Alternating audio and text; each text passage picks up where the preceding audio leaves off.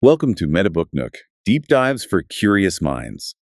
Today, we're embarking on a deep dive into a powerful book that gently but really profoundly challenges some of our most ingrained assumptions about success, personality, even what it means to be yourself. Indeed. It's a fascinating exploration. We're going to unpack the introvert-extrovert spectrum and reveal how, our inherent place on this continuum subtly yet significantly shapes almost everything. Everything, like Oh, our friendships, uh, careers. exactly. Friendships, careers, how we handle conflict, how we engage with the world around us, and even the intricate wiring of our brains. It's quite deep. Wow. Okay.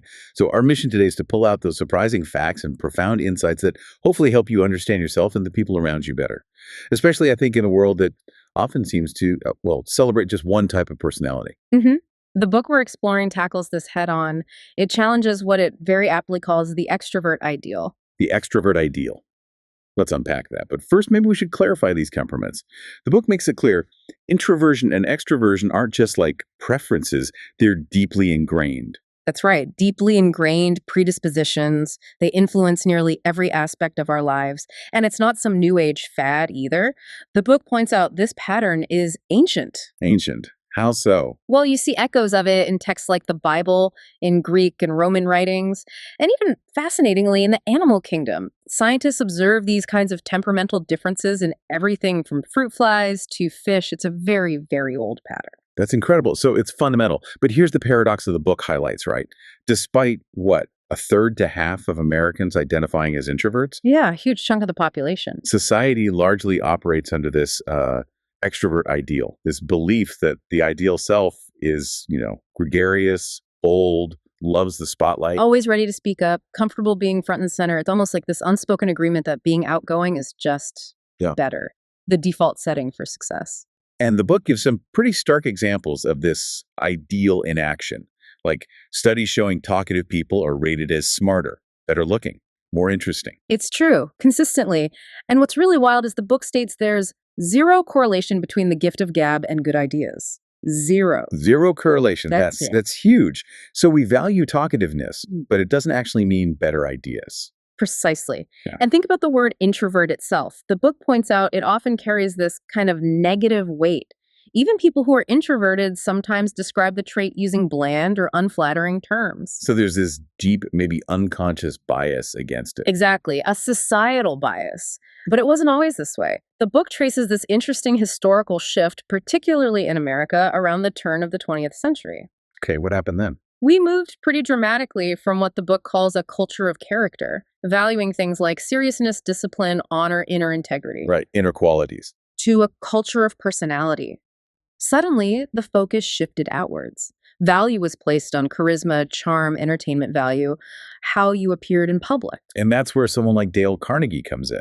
Perfectly. His rise, his teachings on public speaking, winning friends, influencing people, it absolutely epitomized this new demand for almost performative self-presentation, how to sell yourself. And that shift didn't just stay in the past. It shaped our modern world, didn't it? Our institutions. Oh, profoundly. We see it everywhere. Think about classrooms. More and more, they're arranged in pods for group work. And research shows most teachers actually believe the ideal student is an extrovert. The one who speaks up a lot. Yeah, participates loudly, frequently. Then you look at corporate America. Open plan offices, this huge emphasis on people skills. It often leaves introverts feeling, well, out of place, misunderstood. The book talks about the deep psychic pain this can cause. It really struck me from childhood comments like, what was it? Why can't you be more like the Kennedy boys? Exactly. To that adult guilt, many introverts feel for just wanting a quiet night in, declining invitations. It's this constant, quiet struggle for authenticity in a world demanding a different kind of performance. Which brings up a really important question the book raises. Huh. Why? Why have we come to admire this one type so much, often overlooking the strengths of the other? It's a critical question, and the book uses a powerful example, the partnership of Rosa Parks and Martin Luther King Jr. Ah, yes. Tell us about that. Well, think about it. King was this incredible, formidable orator, but him refusing to give up his seat, it wouldn't have had the same impact as Rosa Parks, this modest, quiet woman whose simple, resolute act of defiance spoke volumes. Her quiet strength was key. Absolutely. And she famously didn't feel she had the stuff for big speeches. But with King's powerful voice amplifying her action, they became this incredibly potent force. It shows how these different styles, quiet steadfastness and eloquent inspiration, can complement each other powerfully. Different strengths, equally valuable. Precisely. Yeah. Which leads to another major point in the book, and this is where it gets really interesting. Okay. It argues that by just blindly embracing this extrovert ideal, we're making a huge mistake, a grave mistake even, because so many of our greatest ideas, art, inventions, well, the theory of evolution, Van Gogh's sunflowers, the personal computer, these didn't come out of loud brainstorming sessions. They came from quiet, cerebral people, people who knew how to tune into their inner worlds. People who could think deeply, independently. Exactly. The book is full of examples. Figures like Isaac Newton, Albert Einstein, George Orwell, they achieved what they did not in spite of their introversion. But because of it. Very much so. Take Steve Wozniak, co-founder of Apple. The book highlights how he preferred to work alone. That intense, solitary focus was the catalyst for creating the first Apple PC. So deep innovation often needs solitude, not constant group work. That's what the evidence suggests. And this connects directly to how we structure work. The book really takes aim at the myth of brainstorming. Brainstorming. It's everywhere. But the book says it doesn't really work. Not as well as we think. Research going back, incredibly, 40 years consistently shows that group brainstorming generates fewer and often poorer quality ideas than individuals working alone first. Fewer and poorer. Why is that? It seems counterintuitive. There are clear reasons. One is social loafing. Some people just don't pull their weight in a group. Another is production blocking. Only one person can really talk at a time, so others hold back, forget ideas. Or maybe they're afraid to speak up. Exactly. That's the third one. Evaluation apprehension.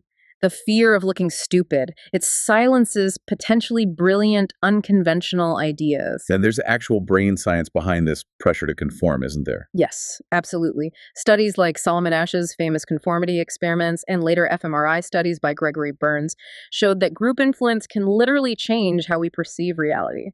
Standing alone against the group actually activates the amygdala. Fear center of the brain. Right. It signals what Burns called the pain of independence. It literally feels threatening to our brains to go against the grain, which tells us consensus isn't always truth. Sometimes it's just avoiding discomfort. Wow. Okay, so group dynamics are really powerful, potentially in a negative way for idea generation. And this connects to office design too, like open offices. Definitely. The book cites the Coding War Games study. It found that the top-performing computer programmers consistently worked for companies that gave them the most privacy, freedom from interruption. You needed quiet focus. Precisely. And it's not just programmers. Study after study now links open-plan offices designed, ironically, for collaboration to reduce productivity, impaired memory, higher stress, even more sick days. So the environment designed for extroverts can actually harm the deep work needed for innovation. It often does. The constant noise, the lack of personal space, it's detrimental for focused thought. So what's the takeaway here for how we should work or learn? The book makes a strong case for solitude.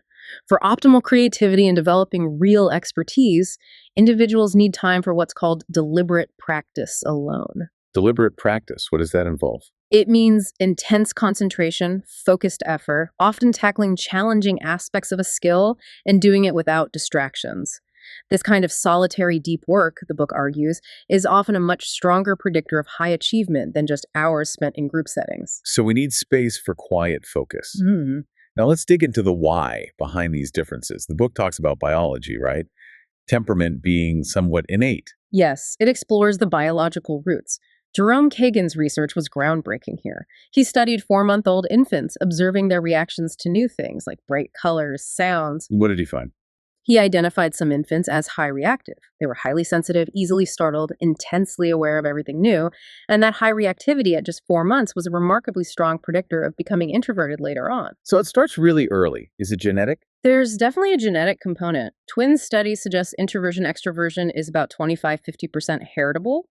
So yes, it's partly hardwired. It's not just nurture. Nature plays a big role. And this biology affects how we experience the world, like how we respond to rewards. Absolutely. The book explains differences in dopamine pathways. Dopamine is key for reward and motivation. Extroverts tend to be more reward sensitive, Meaning, meaning they get a bigger dopamine buzz from anticipating or chasing rewards, money, status, excitement, social connection. That thrill really drives them. but that can have downsides, like risk-taking. It can. That heightened reward sensitivity can sometimes lead to impulsiveness, maybe overconfidence, even a blindness to potential risks. The book uses a really sobering story of an amateur trader, Alan. Oh, right, he lost his family's savings. Tragically, yes. He kept chasing that possibility of a big win, that dopamine hit, ignoring warning signs. The book draws parallels to things like the Enron scandal, where maybe overly reward-driven cultures overlooked caution. Okay, so that's the extrovert reward system. Mm. How does it differ for introverts? Introverts generally have less activity in these dopamine reward pathways. They're less driven by that external chase for stimulation. This often makes them more risk-averse, better at delaying gratification. And maybe more likely to spot problems. Exactly. They're often more attuned to potential downsides, more likely to scan for problems even when things seem good. And this can translate into strengths like persistence and complex problem solving. Even in surprising areas. Like the book mentioned telemarketing. Yeah, that was fascinating. Introverted telemarketers, though quieter, actually made more successful sales calls in one study. Why? Possibly because they were more persistent, less distracted by chasing the next immediate interaction, more focused on the task. So their persistence paid off. This suggests then that for really big decisions, especially financial ones, We might benefit from having more introverted perspectives at the table, or at least ensuring those cautious analytical voices are truly heard and valued. The book mentions studies showing people with genetic markers for sensitivity actually take less financial risk and perform better in complex gambling scenarios. interesting. So different wiring leads to different strengths in different situations. But this extrovert ideal, the book says, isn't universal. It's more of a Western thing. Very much so. The book explores fascinating cultural differences, especially comparing Western societies with many Asian cultures. How do they differ? In many Asian societies, qualities like quietness, humility, sensitivity, and group harmony are often valued more highly than Western individualism and outward assertiveness. It's a very different emphasis. There was a story about a student, Mike Way. Yes, Mike Way, an Asian American student who felt really torn. His upbringing valued quiet study, listening, group harmony. But American culture expected him to be hyped up, loud, assertive to get noticed. That must have been incredibly difficult. It was. He found a sense of belonging visiting China, where the emphasis was different on listening attentively, considering others' needs first. It really highlights how culturally conditioned our personality ideals can be. And this leads to the idea of soft power, right? Influence that isn't about being the loudest person in the room. Exactly. Soft power. Think of figures like Gandhi or Mother Teresa. Their immense influence didn't come from charisma in the traditional sense, or dominating speeches. It came from quiet persistence, deep conviction, moral authority. Steadfastness. Yes, steadfastly embodying their principles. It's a powerful reminder that leadership and influence come in many forms, not just the extroverted model. So given this extrovert biased world, how can introverts navigate it successfully Yeah. without just, faking it all the time and burning out? That's the crucial question. And the book introduces a really helpful concept from psychologist Brian Little, free trait theory. Free trait theory, what's that? It suggests we can act out of character like an introvert acting more extroverted, Yeah. but we do it best when it serves our core personal projects. Core personal projects, like things that really matter to us. Exactly. Things we deeply value our work, Yeah. a cause we believe in, our loved ones. The author herself uses this example. She's naturally introverted, but became a public speaker because sharing her message was a core project for her. It makes the effort meaningful. So you stretch yourself, but for a reason that's authentic to you. Precisely. But, and this is critical, you can't do it constantly. You need balance.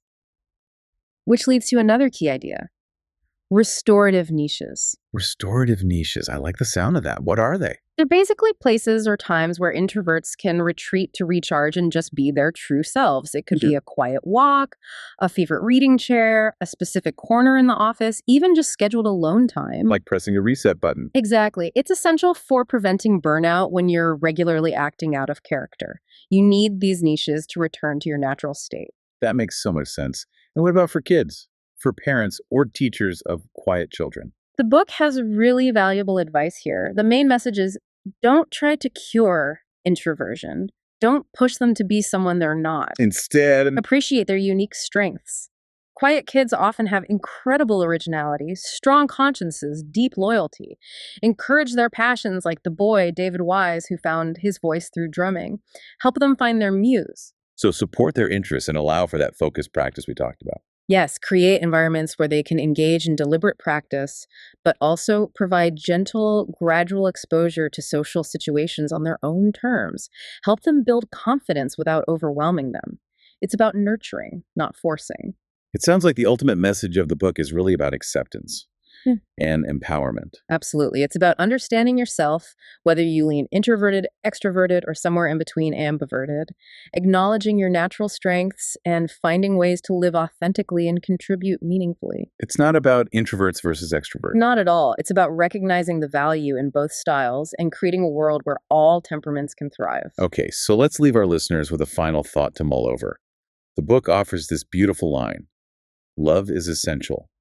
Gregariousness is optional. That's a powerful one. It really challenges you, doesn't it? It makes you think. What are your natural powers? Maybe it's persistence, concentration, insight, deep empathy, sensitivity, these often quieter strengths. And how can you use them? Right. How can you deploy those strengths, maybe courageously, in a world that genuinely needs all kinds of contributions, the loud ones and the quiet ones? Yeah. That was a truly insightful deep dive. Really fascinating stuff about introversion and that extrovert ideal. It really is a perspective-shifting book. Thank you for joining us on MetaBookNook Deep Dives for Curious Minds. And if you're intrigued by what you've heard today, and I really hope you are, we highly recommend exploring the book further. You can find more details, including how to get a copy, right there in the description. Please do check it out. And tune in next time for another deep dive into the knowledge you didn't know you needed.